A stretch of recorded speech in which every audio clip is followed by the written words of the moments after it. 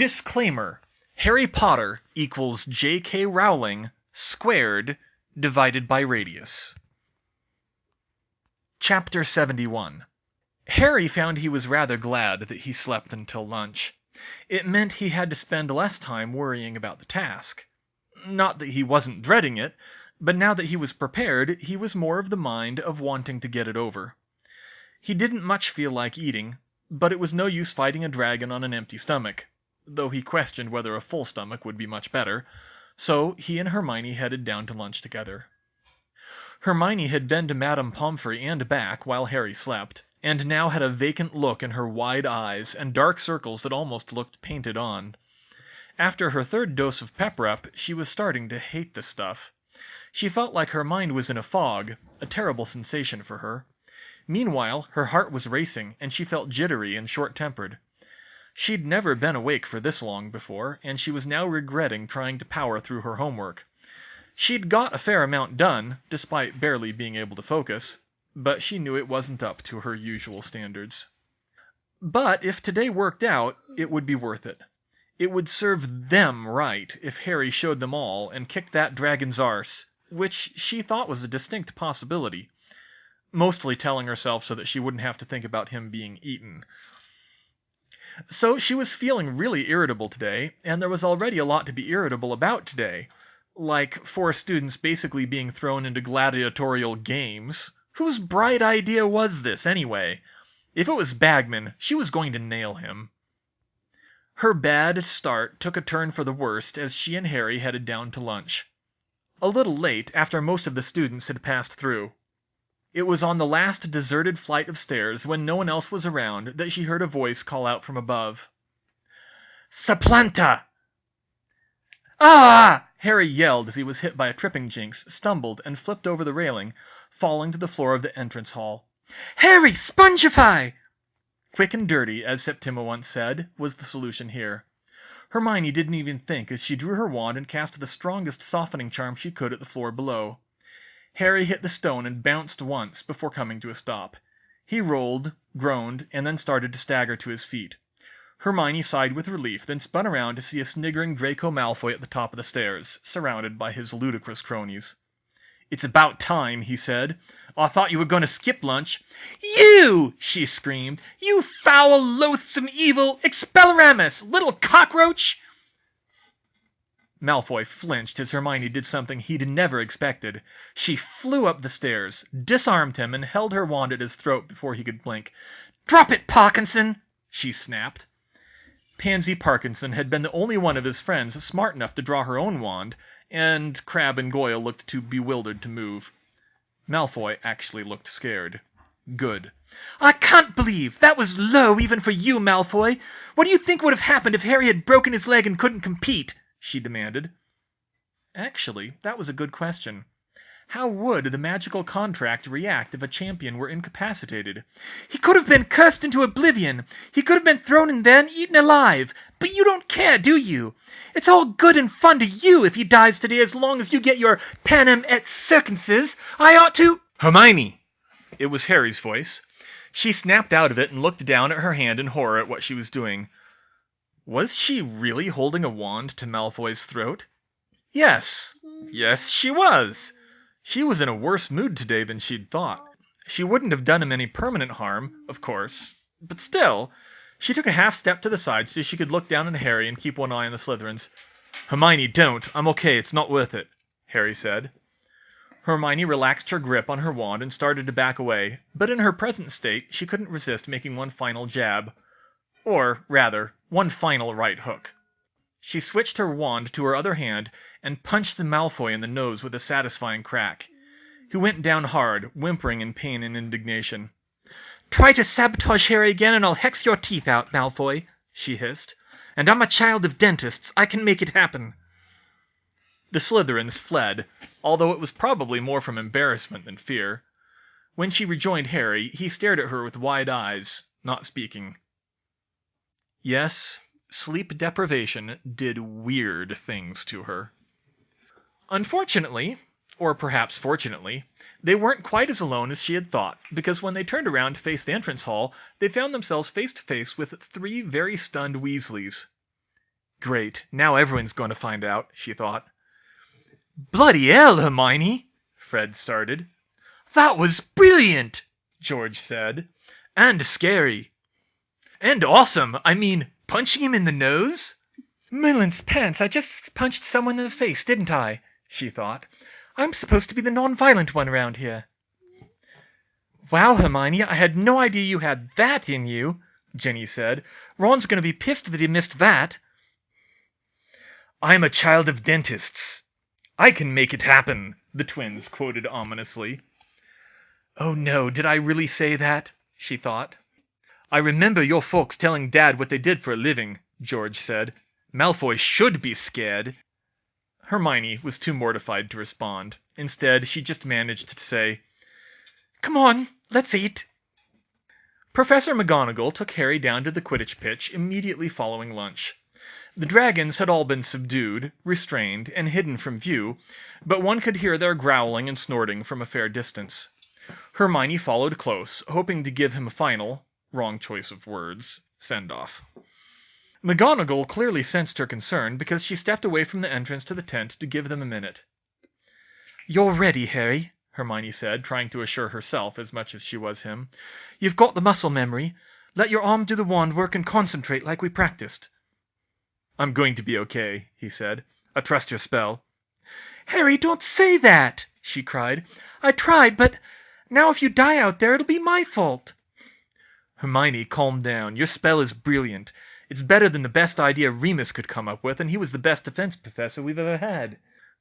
She blushed at the compliment, but it didn't make her any less worried. But you still have to... Battle a dragon, I know. Near tears, she hugged him. Then there was a camera flash. They both broke apart like the other one was on fire, but it was too late. The photo had been taken, and Rita Skeeter was striding over to them excitedly saying, Young love! That wasn't... We're not... How stirring!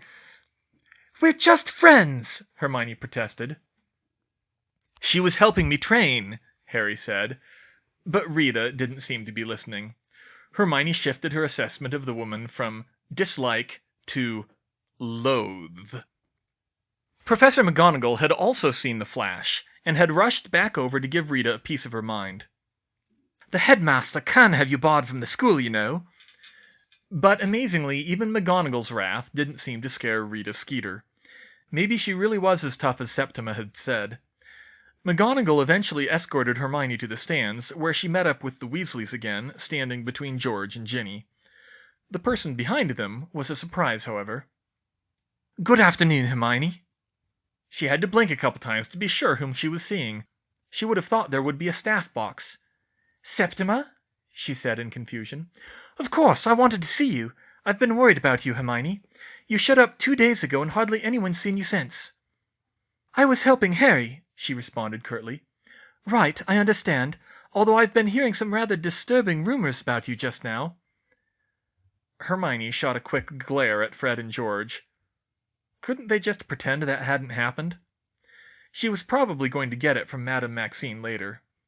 I understand you wanted to help your friend, but this isn't like you, Hermione. Are you all right? Septima said, noticing the dark circles. All right? Not really, Septima, she snapped. She had a noticeable tick in her face by now, and the jitters were getting worse. I crafted a potentially revolutionary new spell in under 24 hours.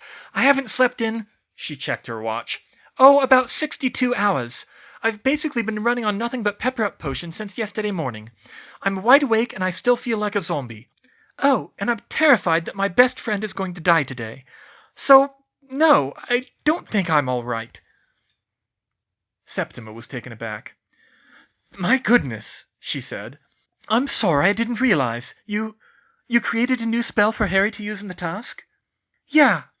You know, you never did tell us what that spell was, George said, putting an arm around her shoulder with an ingratiating grin. Just wait, you'll see. Say, Fred added, we've been meaning to ask you, but we haven't seen you. Care to offer odds on the task?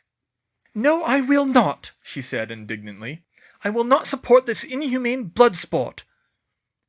The twins both raised their eyebrows and backed off a bit. She stared down into the geodesic dome that now covered half the Quidditch pitch, idly wondering how it had been built. She had brought her omnoculars out to record the task, and held them up for a closer look.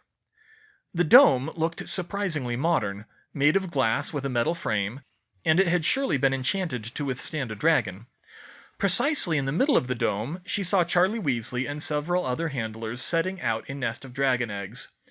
Most of them were a bright blue color, indicating the Swedish short snout, the smallest of the dragons, but one was pure gold, presumably the prize. There was something odd about the ring-shaped rock formations in the dome. They cut into pointed ridges in perfect circles, about 8 feet high and 5 feet high at the edges, but flattened as they approached the middle, with large boulders dotted around randomly for cover. Her hands were shaking. The stupid jitters again. There was no way she could keep the omnoculars steady. Considering what to do, she climbed higher and leaned over the back railing, and, spotting a stick lying on the ground, she summoned it to her. Then she transfigured it into a crude mount, and used it to fix the omnoculars to the front railing, looking into the dome. "What's that for?" Ginny asked. "I'm recording the task for later analysis. It might be useful." "What do you mean?" "I found a way to transfer omnocular recordings to magical photos." Everyone's jaws dropped around her, even Septima's. She'd said it like it was trivial, but that was mostly the sleep deprivation talking. She brushed off the requests for photos and just said she'd think about it. She didn't know what was happening in the tent, but Bagman ran out to what was normally the teacher's box and explained to the crowd that each of the champions would be facing a mother dragon and would have to steal a golden egg from her nest. This sounded like a very bad idea, but most people didn't seem to notice. The Swedish short snout was brought into the arena. It was indeed small for a dragon, about 20 feet long, but it was more dangerous than it looked because of its agility and its hot blue flame. The crowd cheered like a bunch of idiot plebes when they saw it. "Disgusting!" Hermione muttered. "Panem et circenses!" she shouted. A few people, mostly fellow Muggleborns, had the good decency to look embarrassed, but not many. A few seconds later, Cedric Diggory entered the arena, having apparently been chosen first.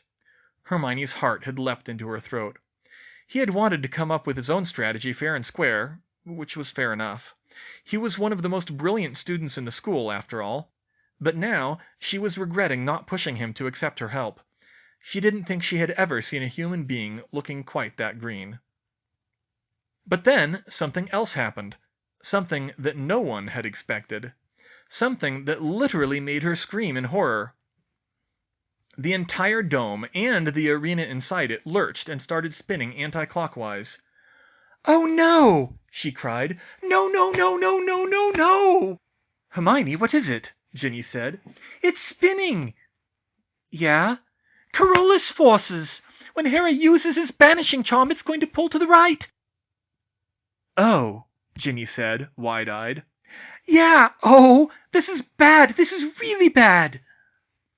The arena was spinning completely around once every 15 seconds, as she timed it, faster than seemed necessary to simply give everyone a good view.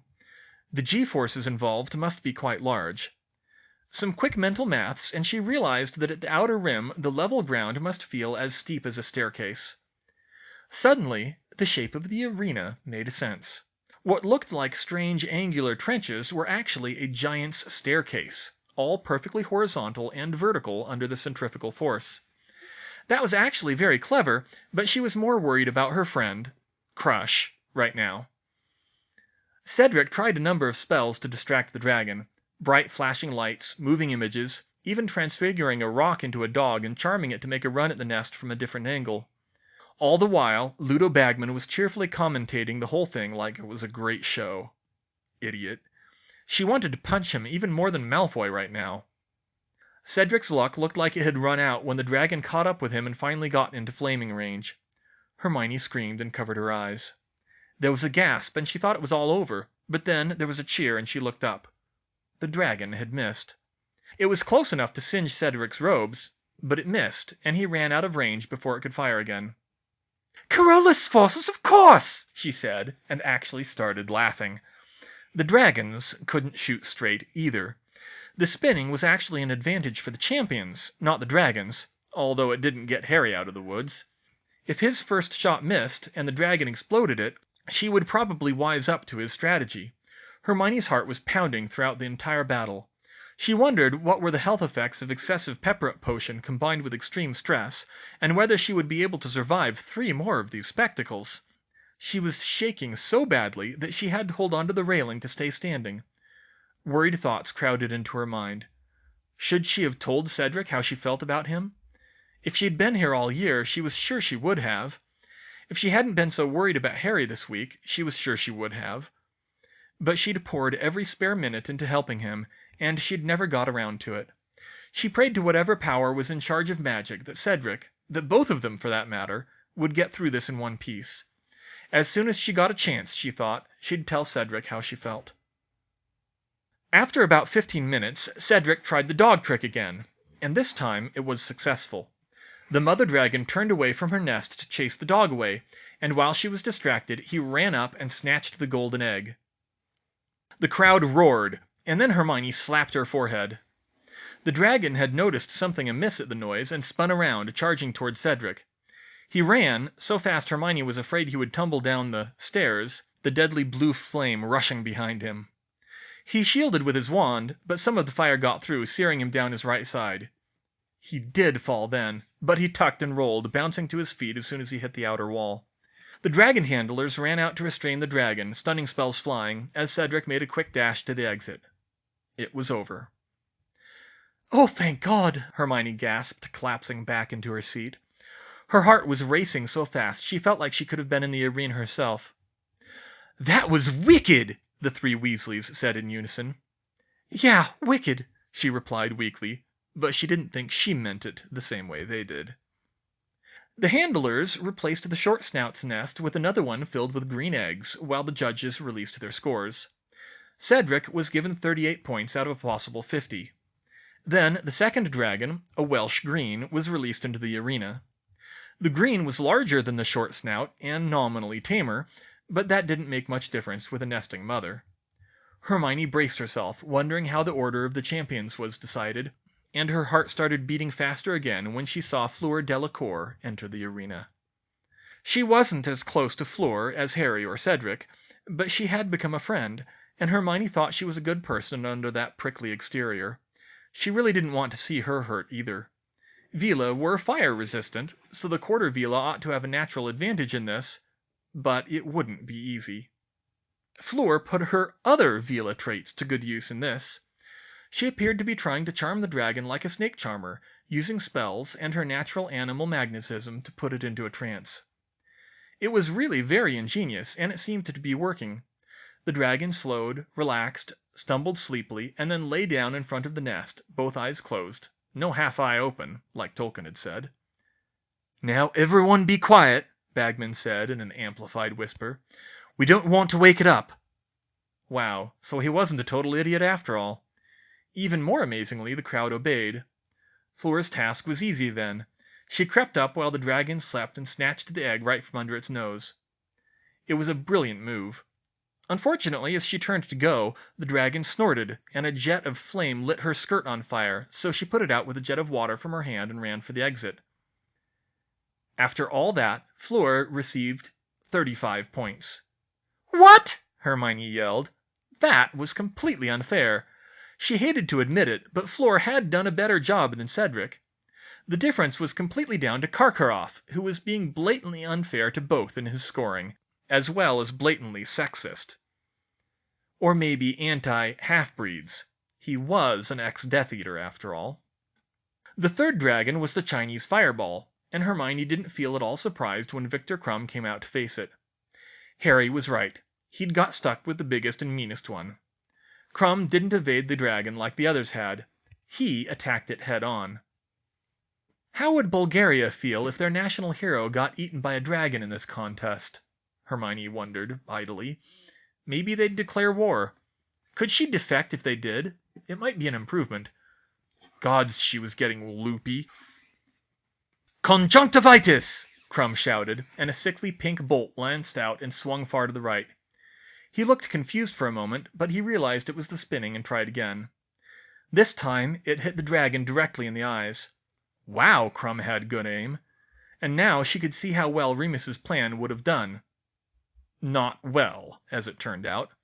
The dragon roared in pain and started stomping all over the arena, including directly on her own nest. That was sick! They were using real dragon eggs for this. They were an endangered species, and they were risking whole clutches. Not to mention how horrible it was to do that to a mother.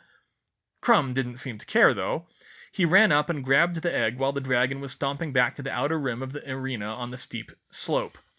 Thanks to his speed and Karkaroff's favoritism, Crumb got 40 points, putting him in the lead. Hermione's heart started pounding again as another thought struck her. Harry's plan wasn't that much different from Crumb's. What if he used the spell, and his dragon got disoriented and fell on her nest so he couldn't get to it? But what else could he do? It was all he had. She clung to George for support, and Ginny clung to her for support as the fourth dragon was brought out. Harry walked into the arena with his heart pounding in his throat. He vaguely heard the roar of the crowd, but he was more distracted by his opponent. He was going up against the strongest and meanest dragon in the world. Huge, black, and lizard-like, the Hungarian horntail was as big as an elephant, spitting fire, armed at both ends, and roared even louder than the crowd. Halfway between them was a nest filled with 5 black eggs, and 1 golden one. He stepped forward, but as soon as he set foot on one of the strangely angled rocks, something happened that he hadn't anticipated. There was a sudden lurch, and he was thrown back against the wall. It felt like the entire place had tilted up on its side. Then he looked up and saw why. The arena was spinning. "And the spinning started," Bagman called. "Let the game begin!"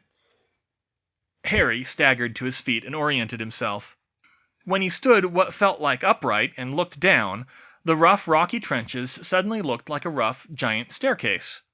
That was convenient. He looked up across the arena, a disconcerting sight that made it look like he was on a giant tilt-a-whirl. The dragon looked confused, but was also orienting herself again. She started climbing towards the center.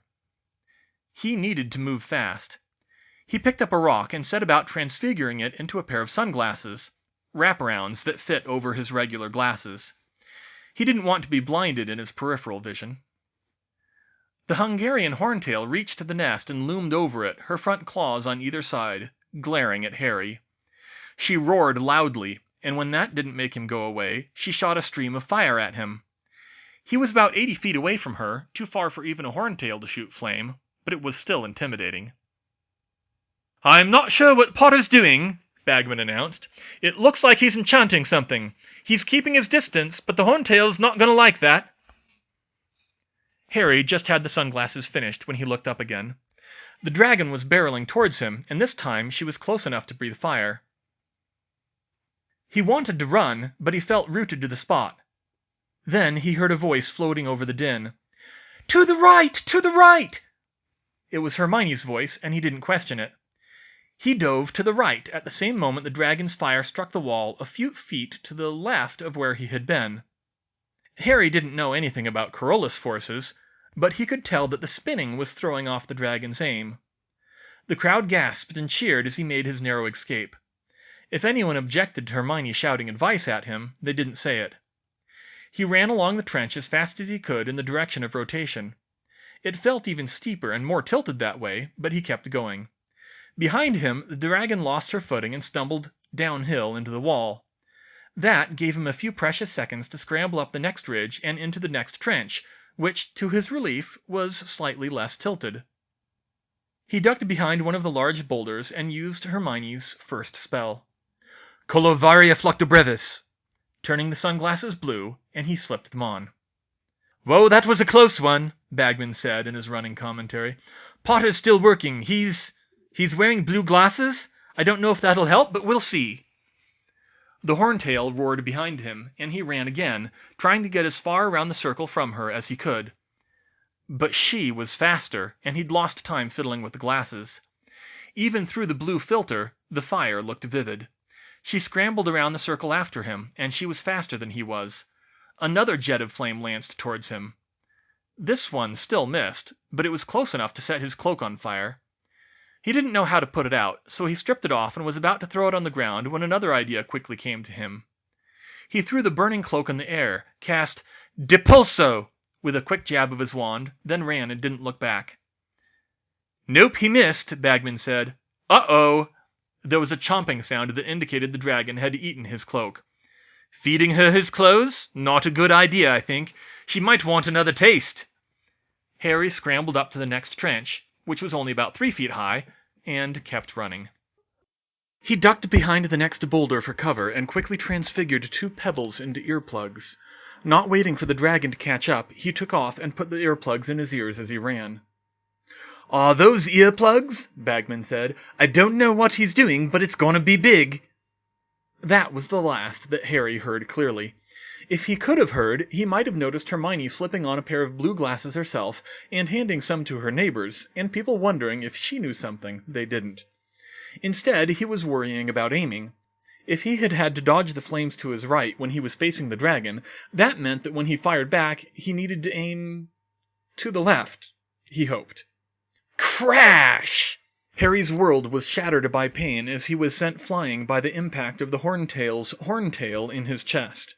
She had seen that she couldn't aim properly with fire, so she had flanked him and lashed out with her tail.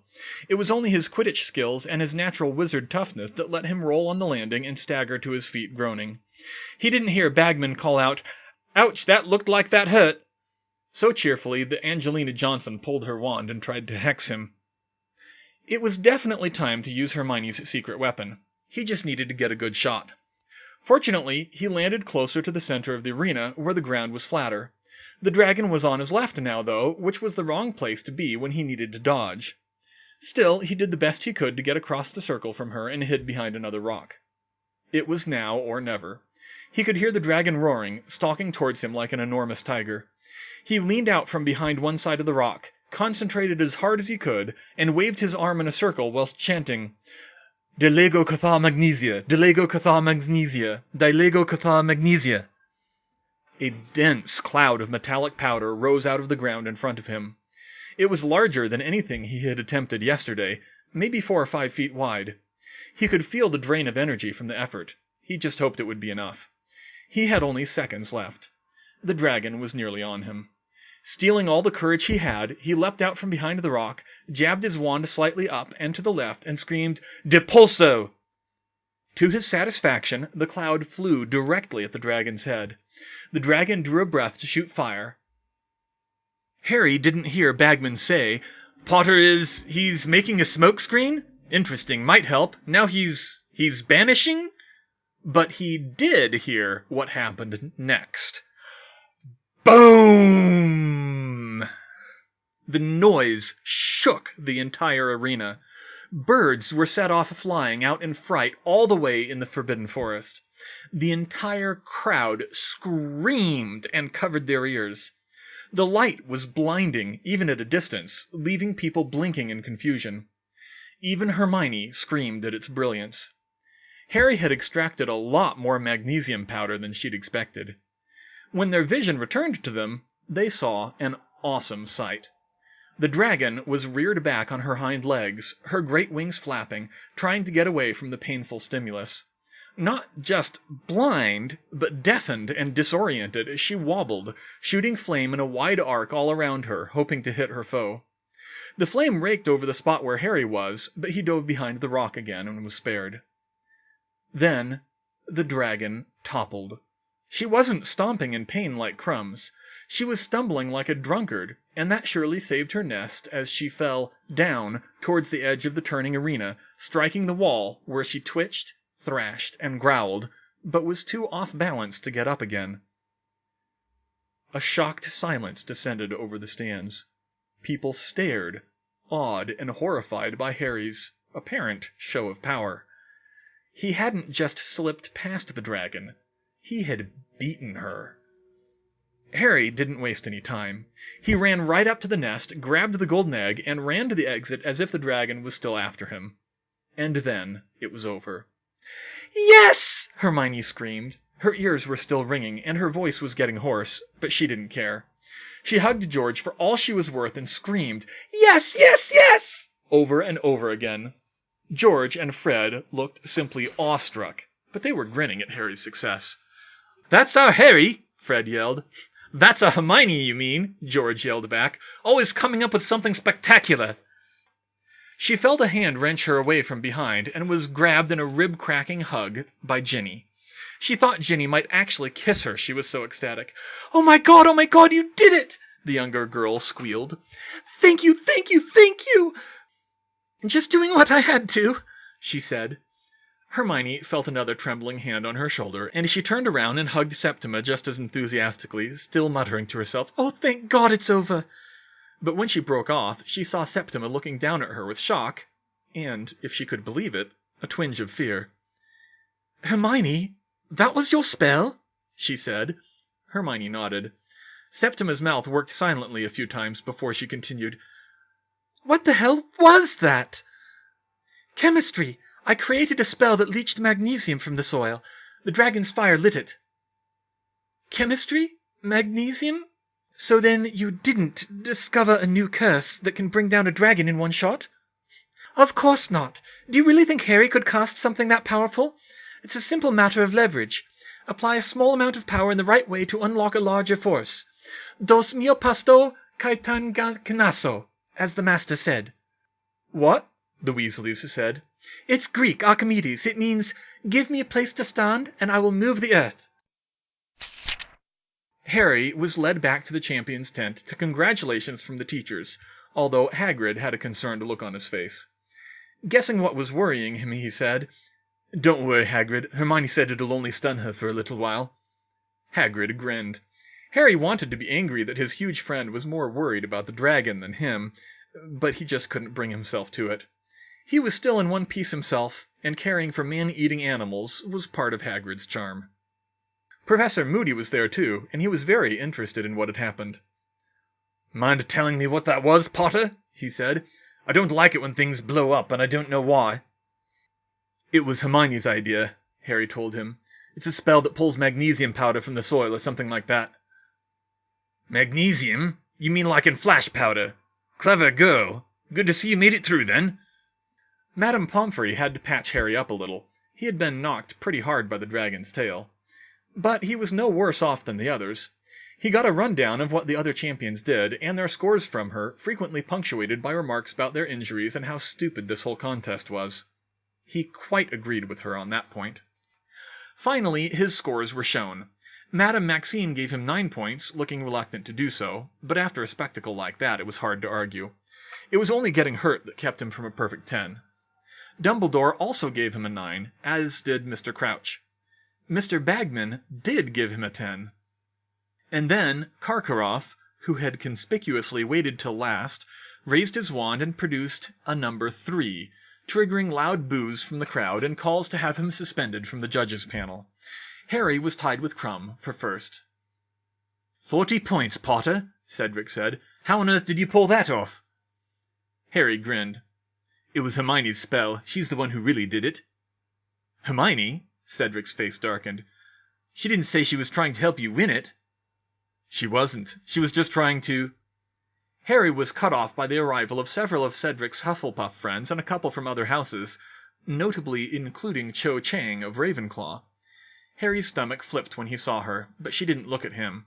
They said things like, "That was brilliant, Cedric," and "You should have won that," and "That was worth more than 38. Harry couldn't get another word in. A moment later, a series of boisterous shouts announced the arrival of the Weasleys. "Give me a place to stand and I will move the earth," said one of the Weasley twins. Fred, he thought. "We knew you were brilliant, but even we've never seen a bang like that before," George, probably, said. "Okay, I might have got a little carried away about that," said a timid voice between them. Then Harry saw a brown-haired streak rush forward and slam into him. "Harry, thank God you're all right," she said. "You are all right, aren't you? Are you hurt? It looked like you got hit pretty hard." "Hermione, I'm fine." He cut her off. "Your spell was brilliant. I couldn't have done it without you. Thank you so much." "I was just doing what I had to," she said, blushing at the praise. She stepped back and let Ginny hug Harry next. Harry blushed furiously, expressing her gratitude that he was still alive while Hermione turned to the other champions. She needed to talk to Cedric while she still had a chance. "Cedric!" she called. "Cedric!" "Back off, Granger!" said a Hufflepuff girl whom she didn't know, with a virulence that she had only heard before from the Slytherins. "This is Team Degree Only here." A number of Cedric's friends were glaring at her. And so was Fleur, now that she noticed. It wasn't hard to guess why. But she wasn't going to back down. "I need to say something to Cedric," she said. "He's my friend, too." "Then why weren't you helping him out there?" another boy said. Hold on, Zack," Cedric said, and he looked at her. "She did offer to help me." His friends were surprised by that. "I didn't think Potter would win that, though," he said. His expression wasn't cold towards her, but it was definitely a lot less friendly than it used to be. "What did you want to say, Hermione?" Hermione stared for a moment, unsure what to do. She wanted to pour out her heart to him. She wanted to tell him how much she liked and admired him, and how she wished they weren't separated between schools, and now by the tournament. But her voice wouldn't obey. Not here, not in public, not with all his friends glaring at her, and the threat that any of this would get back to Rita Skeeter. "I wasn't trying to help Harry beat you," she found herself saying.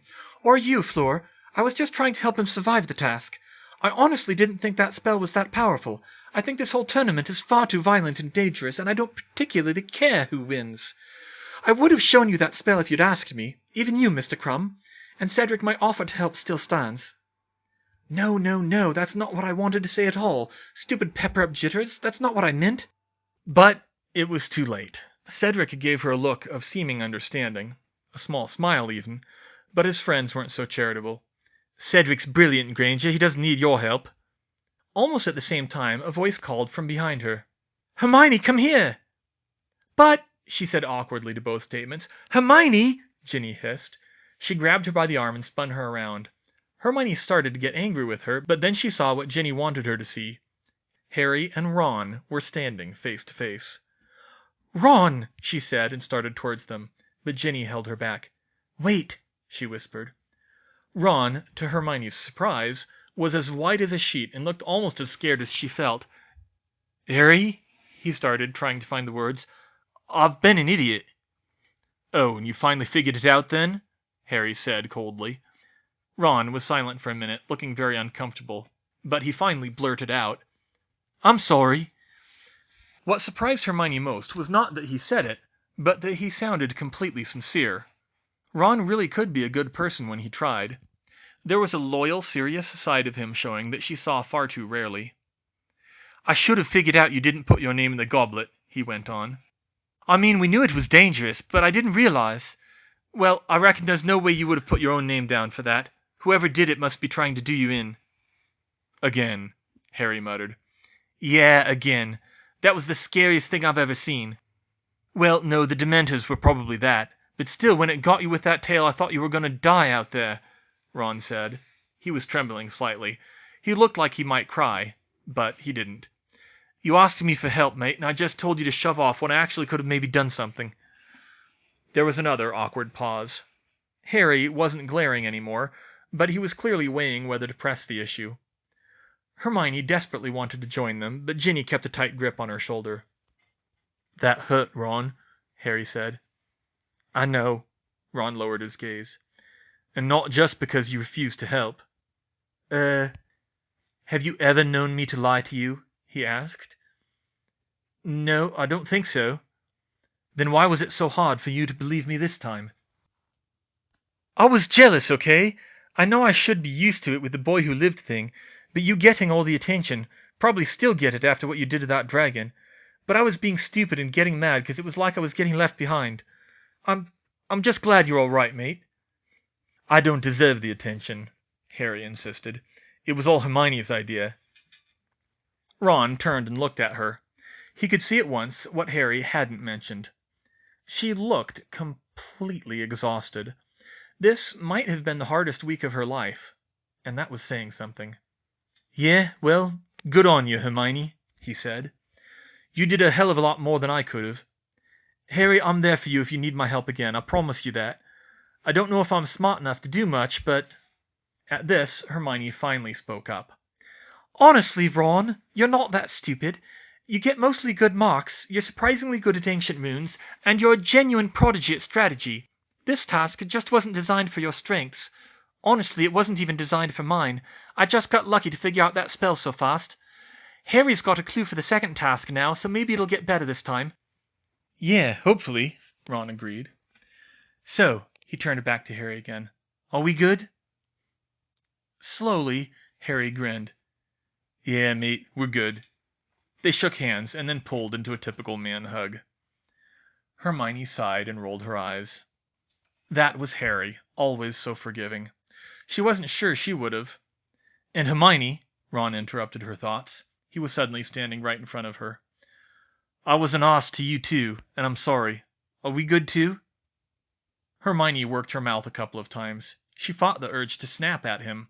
It wasn't easy in her present state. It's not going to be the same as it was, Ron, she said slowly. That hurt me, what you did, and I know it hurt Harry more. I can forgive what you did, but honestly I can't just forget about it until you've proved you can do better. He stared at her uncomfortably. But yes, we're still friends, she finished. Ron smiled and gave her an awkward hug. Ginny? He said. Thwack! Ow! Ginny smacked Ron in the back of the head hard enough that she almost knocked him off his feet and said, Now we're good, you prat. Hi, Colin, Hermione said. She had caught the overexcited third year just before dinner for a private chat. Huh? Oh, hi, Hermione, what's up? The remainder of the afternoon had been very busy. Hermione began to receive praise from the Gryffindors, albeit limited, and glares from the other houses as the story began to spread that it was her spell that had helped Harry tie for first. Luna Lovegood came up to her and hugged her, telling her she had scared off every Nargle for miles, whatever that meant. Meanwhile, Harry ran up to his dorm and retrieved his communication mirror so he could assure Sirius and Remus that he had survived the first task. They were immensely relieved, after which Sirius eagerly demanded a blow-by-blow account, which is what reminded Hermione to seek out Colin Creevey. After all, she probably wouldn't have time later. Not while she was awake, anyway. Okay, Colin, 2 things, she said. Number 1, I'm not Harry's girlfriend, and I never have been. We're just friends, and I'm helping him with the tournament. Oh, sorry, Colin replied. I didn't know. It's fine, she said.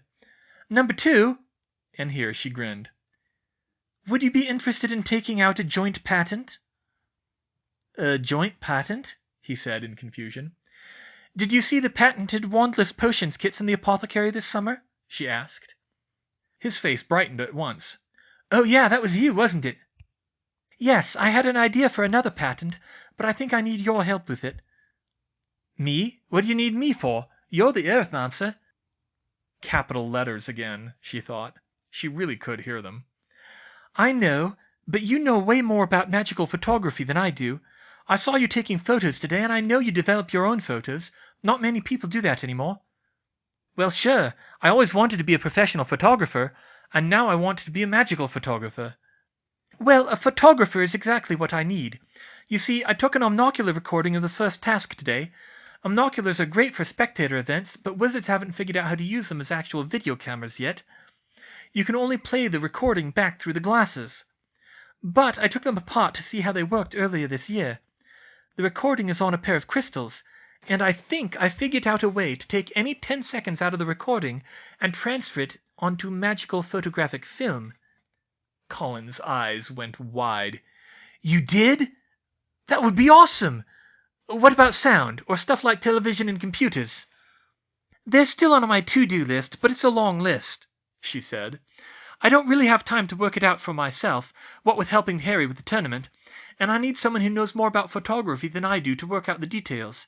Are you interested? Are you kidding? That'd be great! If we have a full recording, we could probably get better photos out of it than the Prophet, and we could sell them. And if we patented the process, we could make a whole business out of it. You're brilliant, Hermione! He jumped forward and hugged her. Whoa, whoa, whoa! You mean you could make a business out of it, she corrected. I've already got a business to run. Plus, keeping Harry alive is a full-time job. I'd be happy just being a silent partner. Oh, wow, Colin said. My own business. Say, would it be okay to get Dennis in on this too? He's getting pretty good. Sure, if you think you can help. I'm fine splitting it 3 ways. I'm mostly interested in getting the photographs off this crystal. I have to go back to France tomorrow, but I wanted to give you enough to get started. She handed him the 2 items she had brought for him.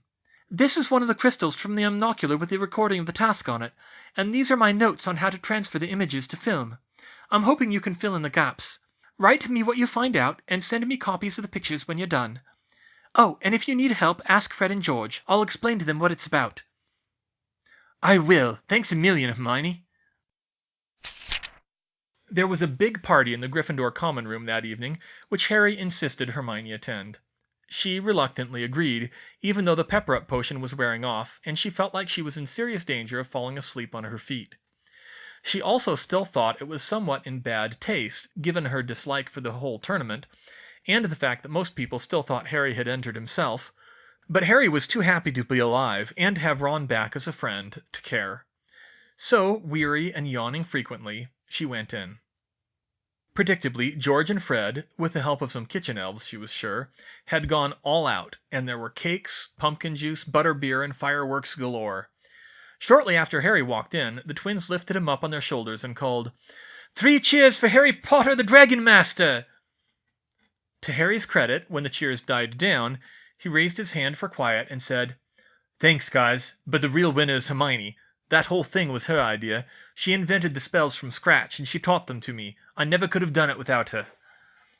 Hermione blushed at the attention, and before she knew what had happened, the twins had put Harry down, and she yelped as they lifted her onto their shoulders, and cried, "3 cheers for Hermione Granger, the great Arithmancer!" "Give her a place to stand," George added. "And she will move the earth," Fred finished. "George, Fred, put me down!" she said when the cheering died away. She had had far too much excitement for one very long day, 3 days, and she really wanted to go to bed. Fortunately, for her at least, the attention turned back to Harry and the golden egg he had won from the dragon, which was supposed to contain a clue to the second task. "Open it, Harry," Lee Jordan said. "Let's see what's in it." "You want me to open it?" he said. The crowd cheered. That was a surprise to Hermione. She had never seen him play to a crowd like that. Well, sort of, in Quidditch. He must be even more excited than she thought. "You really want me to open it?" he repeated. "Yeah!" the crowd yelled. "All right, then." Harry twisted a knob on top of the egg, and it popped open, revealing... "A Rubik's Cube?" he said. He lifted a multicolored block out of its setting, and tentatively twisted one of its sides. "Yep, that's a Rubik's Cube." "What's a Rubik's Cube?" Lee said. "It's a Muggle puzzle," he said. "You twist the sides until they're all solid colors." He twisted it a few more times to demonstrate. His face fell a little. "Dudley had one of these. I fiddled with it for weeks off and on, but I never solved it." "Well, it can't be that hard," Fred said. Harry handed him the cube, and he started twisting with slowly growing frustration. Hermione eyed the puzzle intently. It certainly wasn't what she had been expecting. It wasn't an actual Rubik's Cube, of course. It was about twice the size, seemed to be made of ceramic, and the orange face had been changed to purple to match the heraldic colors wizards seemed to love so much. Fred kept at it for a couple of minutes, but only succeeded in getting a few squares together. Eventually, he gave up and passed it to George. George didn't fare much better, and he passed it to Ron, but even Hogwarts' resident chess master couldn't work it out. He actually got a whole face, but he couldn't figure out how to get more pieces correct without messing that part up. It went through a couple of other hands before someone made the obvious connection. "I bet Hermione can solve it!" There was vociferous agreement from the other Gryffindors, and Hermione said, all right, I will save the day again." She took the cube in hand and started twisting. It was a lot harder than she remembered. She'd lost interest in these sorts of puzzles a while ago, and she couldn't focus nearly as well as usual. She had to go through some of the combinations of moves a couple of times to remember them correctly. Once she nearly had it solved, and she wound up nearly scrambling it completely again, but it eventually came together. Come on, I can do this," she whispered to herself. "Got it!" She made the final move, solving the cube with an odd click, and it popped open. Harry's jaw dropped. "Hermione," he said in awe. "You just solved that in like 2 minutes." "Yeah, sorry about that. I'm dead tired, and I'm really out of practice," she replied. There was some laughter. Harry had no idea how to respond to that, so he didn't. "Let's see what's inside," she said. Wrapped around the mechanism of the cube in a way that ought to have been geometrically impossible was a folded piece of parchment. She took it out and unfolded it. The style was unmistakable. "It's a pirate map." "A pirate map?" Harry said in confusion. Hermione yawned and shook her head to clear it. "Well, that's certainly what it looks like," she said. "I assume it tells you where to find wherever you're supposed to find the second task. Say, Ron," she yawned again, "this might be something you can help with. You know, strategy." She handed the map to Harry and yawned again. She could tell she was down for the count. She turned to her old roommates and asked, "Lav, Parv, can I crash with you for the night?" "Of course, Hermione," Parvati said. "You look really exhausted. Take as long as you need." "Great. I'm going to go to sleep now." Hermione passed out on her feet and fell into her friend's arms. She woke the next day in her old four-poster bed in Gryffindor Tower. Lavender and Parvati must have carried her up the 7 flights to their room while she slept. She'd have to be sure to thank them. The dorm was empty at the moment, and sunlight was streaming in through the windows. She checked the clock and was surprised to see that it was noon. It definitely hadn't been a good idea to skip on sleep for that second night. She had slept for 16 hours. She really hoped she didn't have to do that again.